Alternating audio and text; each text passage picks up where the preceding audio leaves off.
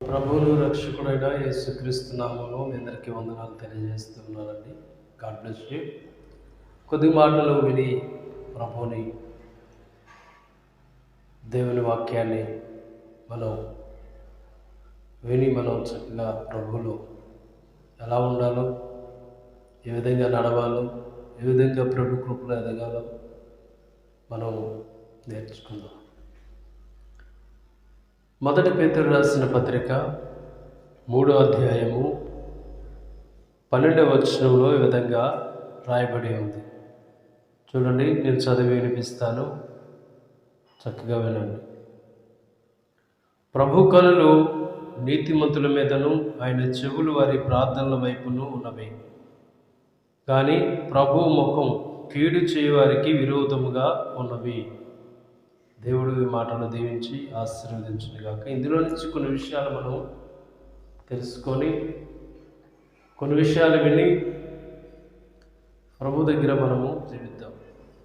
నీతిమంతుల యొక్క ప్రార్థన దేవుడు వింటాడంట. ఆయన చెవులకి, ఆయన కనులకి, నీతిమంతుల యొక్క ప్రార్థనల వైపు ఆయన చెవులు ఉంటాయి. ప్రభు కనులు నీతిమంతుల మీద ఉంటాయి. నీతిమంతులుగా మనం జీవిస్తూ ఉన్నప్పుడు నీతిమంతుల మీద ఆయన కనుదృష్టి ఉంటుంది అన్నమాట. ఆయన మన ప్రార్థనలోకి చెవి ఎగ్గుతాడు.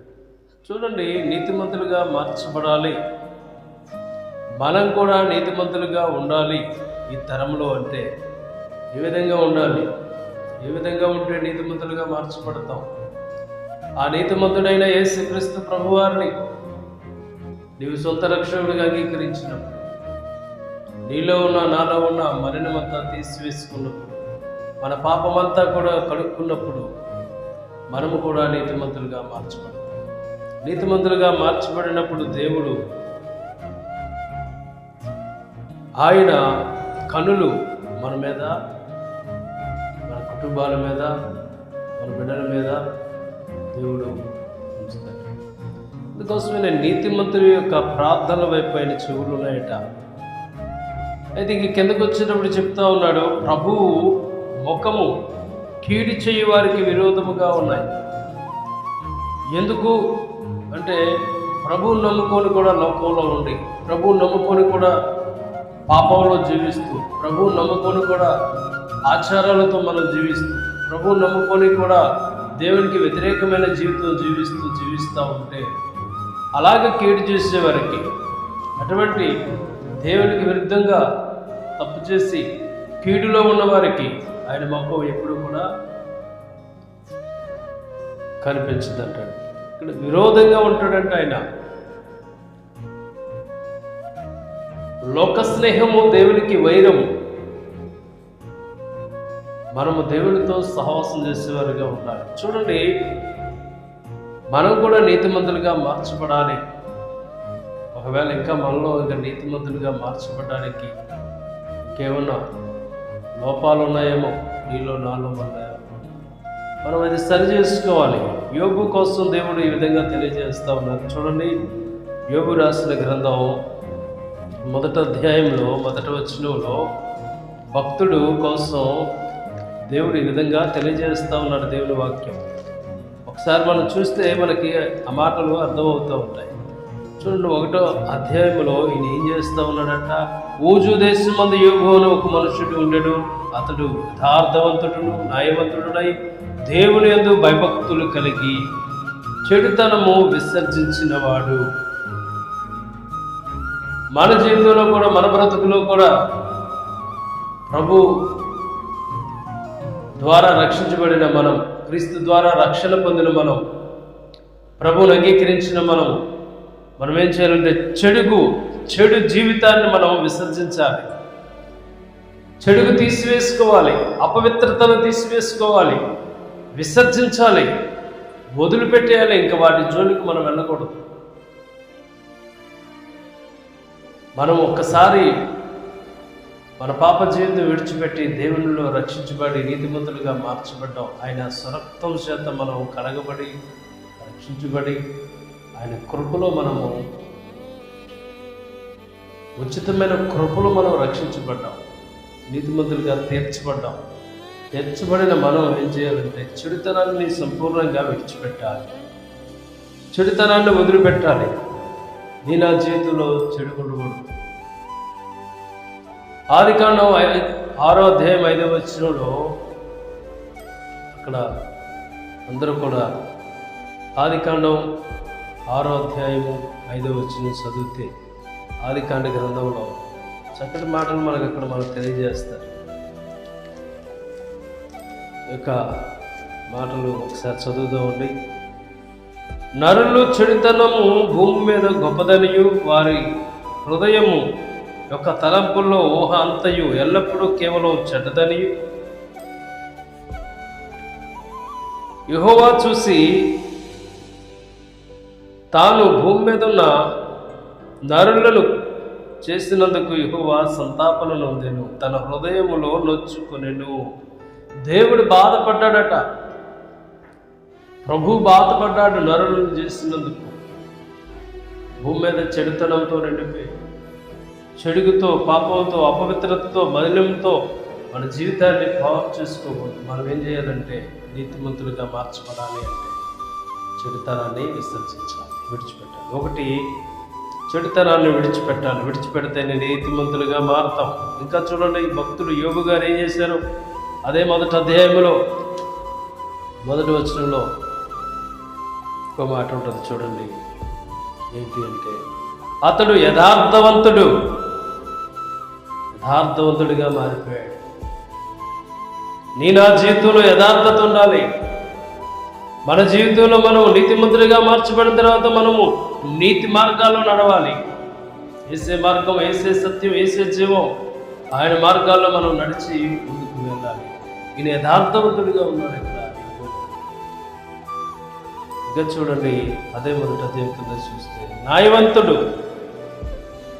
మనం కూడా న్యాయంగా ఈ లోకంలో జీవించాలి. అన్యాయానికి మనం త్వరపడకూడదు. న్యాయమైన మార్గంలో న్యాయాన్ని బట్టి తీర్పు తీర్చే న్యాయాధిపతి అయిన యేసు ప్రభువుని నమ్ముకున్న నీవు నేను న్యాయమైన జీవితాన్ని జీవించాలి. భూమి మీద చెడుతనాన్ని విడిచిపెట్టాలి, యథార్థవంతుడిగా ఉండాలి, న్యాయవంతుడిగా ఉండాలి. ఇంకా యోబు గారు ఎలాంటి చక్కటి అనుభవాలు కలిగిన వ్యక్తితో తెలుసా అండి? 1వ అధ్యాయం 5వ వచనం చదివితే యోబు గారు అరుణోదయంలో లేచేవాడు. నీవు నేను పెద్దల కాడ లేచే అనుభవం మనకు ఉండాలి. దేవుణ్ణి మహింపరచడానికి, ఆయన ఆరాధించడానికి, ఆయన్ని ఘనపరచడానికి మనము అందల కాడ లేచే అనుభవం మనలో ఉండాలి. చూడండి, 5వ వచనంలో ఉంటుంది. 1వ అధ్యాయం 5వ వచనం చూస్తే తెలుస్తాం. చూద్దాం. వారి విందు దినములు సంపూర్ణం కాగా యోబు తన కుమారులను పాపము చేసి తన హృదయములో దేవుని దూషించలేమో అని వారిని పిలువనంపించి వారిని పవిత్రపరిచి అరుణోదయమున లేచి వారిలో ఒక్కొక్కని నిమిత్తము దహన బలి నర్పించుచూ వచ్చేది. చూడండి, అరుణోదయము లేచే అలవాటు, దేవుణ్ణి మహింపరిచే అలవాటు. ఇంకా ఆయనలో ఉన్న గుణం, ఇలాంటి గుణ లక్షణాలు ఎలాంటివంటే నిత్యము ప్రార్థన చేసేవాడంట ఆయన. అండి 5వ వచనంలోనే ఉంటుంది కదా, యోబు నిత్యము అలాగనే చేయుచుండెను. ఎలాగా అంటే దహన బలులు అర్పిస్తూ నిత్యము దేవునికి ప్రార్థన చేస్తూ ఉండేవాడు. తన కుటుంబం కోసం ప్రార్థన చేస్తూ, తన ఆత్మీయ జీవితాన్ని కాపాడుకుంటాడు ప్రార్థన చేస్తూ. మనం కూడా విసుగు చెందగా ప్రార్థన చేయాలి. ప్రార్థనలో విసుగుదల ఉండకూడదు, ప్రార్థనలో సిరాకు ఉండకూడదు. ప్రార్థన చేసేటప్పుడు దేవుని కొరకు మనము దేవుడితో మాట్లాడుతున్నామని తెలిసి సంపూర్ణంగా ప్రార్థన చేయాలి. దేవుడితో మాట్లాడుతున్న మనుషులతో కాదు. నువ్వు ప్రార్థన చేసినప్పుడు చాలా జాగ్రత్తగా నేను దేవుడికి మొరపెట్టేవారిగా ఉండాలి. నేను కూడా ప్రార్థన చేసే అనుభవం మనకి కలిగి ఉండాలి. అందుకోసం మొదటి తెస్సలోనికీ రాసిన పత్రిక 5:15 వచనంలో ఉంటుంది మాట. ఏమన్నా తెలుసా అండి? మీరు సంతోషంగా ఉండండి, ఎడతెగక ప్రార్థన చేయండి. మనం చేసే ప్రార్థన ఎలా ఉండాలంటే దేవునికి సంతోషకరంగా ఉండాలంటే మనం కూడా సంతోషంతో ఇష్టపూర్వకంగా కృతజ్ఞత భావంతో దేవునికి ప్రార్థన చేసే బిడ్డలుగా ఉండాలి. నీవు నేను మన జీవితంలో అలా ప్రార్థన చేసే అనుభవం మనకు కూడా ఉండాలి. ఇంకా యోబు భక్తుడు ఎలాంటి వాడు అంటే చూడండి, 22వ వచనంకి వచ్చేప్పటికీ మొదటి అధ్యాయము 22వ వచనంలో 21, 22 వచనంలో చదివితే ఈ విధంగా, నేను నా తల్లి గర్భం నుండి దిగంబరనై వచ్చి తిని దిగంబరనై అక్కడికి తిరిగి వెళ్ళదను. యెహోవా ఇచ్చిన యెహోవా తీసుకొని పోయిండు. యెహోవా నామమునకు స్తుతి కలుగును గాక. దేవుణ్ణి స్తుతించే అనుభవం. శ్రమలలో 10 మంది కుమారులు, 7 కుమారులు, 3 కుమార్తెలు, 10 మంది బిడ్డలు చనిపోయారు. ఉన్న ఆస్తంతా పోయింది. అయితే భక్తుడు తెలియదు, యెహోవా ఇచ్చాడు, యెహోవా తీసుకొని పోయాడు. ఆయన నామానికి స్తుతి కలుగును గాక. కానీ శ్రమలో ప్రభువుని స్తుతించే అనుభవం, ఆరాధించే అనుభవం, మేలు చేసే అనుభవం, దేవుణ్ణి మహింపరిచే అనుభవం మన జీవితంలో కూడా, మన బ్రతుకులో ఎలాగే ఉంటే మనం కూడా నీతిమంతులుగా తీర్చబడతాం. కష్టాలు వచ్చాయని, శ్రమలు వచ్చాయని, బాధలు వచ్చాయని, ఇబ్బందులు వచ్చాయని, అనారోగ్యాలు వచ్చాయని, ఆర్థిక ఇబ్బందుల్లో వచ్చాయని మనం దేవుణ్ణి విడిచిపెట్టి లోకంలోకి వెళ్ళిపోతే మనకి రావాల్సిన ఆశీర్వాదం, మనకి రావాల్సిన మేలు, మనకి రావాల్సిన దీవెన వెనక్కి వెళ్ళిపోయింది. కనుకనే దేవుని కృపలో అయిన చెడుతనాన్ని విడిచిపెట్టి యథార్థవంతుడిగా ఉన్నాడు, న్యాయవంతుడిగా ఉన్నాడు. అరుణోదయంలో లేచి బిడ్డల కోసం ఆయన దహన బలులు అర్పించే వ్యక్తిగా ఉన్నాడు. నిత్యము కుటుంబం కోసం ప్రార్థన చేసే వ్యక్తిగా ఉన్నాడు. శ్రమలో కూడా ప్రభువుని స్తుతించే గొప్ప, శ్రమలో కూడా, కష్టాల్లో కూడా, ఇబ్బందులో కూడా గొప్ప విశ్వాసంతో ప్రభువుని స్తుతించే బిడ్డగా ఉన్నాడు. అందుకోసమనే యోబు భక్తుడు 200 ఆశీర్వాదం పొందాడు. నీవు నేను కూడా 200 ఆశీర్వాదం పొందాలంటే నీతిమంతులుగా మార్చబడిన తర్వాత మన మీద ప్రభు కనుదృష్టి ఉంటుంది. మన ప్రార్థనల వైపు ఆయన వింటూ ఉంటాడు. కనుకనే నీ జీవితం, నా జీవితం, మన జీవితం నీతిమంతులుగా మార్చబడి యోబు భక్తుల్లాగా ఈ భూమి మీద మనం జీవిస్తే ఇహలోకంలో మనకి 200 ఆశీర్వాదం దేవుడు మనకు కలిగిస్తాడు. ఈ సహోదరి సహోదరు, మన జీవితంలో ఇంకేమన్నా దేవునికి నచ్చని చెడుకుని తీసివేసుకోవాలి, విసర్జించాలి. ప్రభువు నమ్ముకున్నాం, ప్రభు కొరకు జీవించాలి. ప్రభు కొరకు జీవిస్తేనే ఆశీర్వాదానికి వారసులుగా ఉండడానికి దేవుడు నిన్ను అనుగ్రహించాడు. మనం కూడా 200గా ఆశీర్వదించబడతాం. 42వ అధ్యాయం యోబు గ్రంథం 12వ వచనం, ప్రభు ఆయన్ని 200 ఆశీర్వదించాడు. నిన్ను నన్ను కూడా 200 ఆశీర్వాదం మనం కూడా పొందుకోవాలి అంటే దేవుని విధంగా మనం జీవించాలి. ఒకసారి చదువుదాం. యెహోవా యోబును మొదట ఆశీర్వదించుట కంటే మరి అధికముగా ఆశీర్వదించును. అతనికి 14,000 గొర్రెలు, 6,000 ఒంటెలు, 1000 జతల ఎడ్లు, 1000 ఆడగాడిదలు కలిగి. చూడండి, మొదట దానికంటే 200 ఆశీర్వాదం.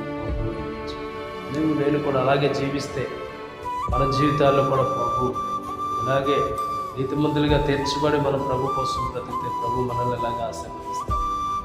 మన మీద ఆయన కనుదృష్టి, మన కుటుంబం మీద ఆయన కనుదృష్టి.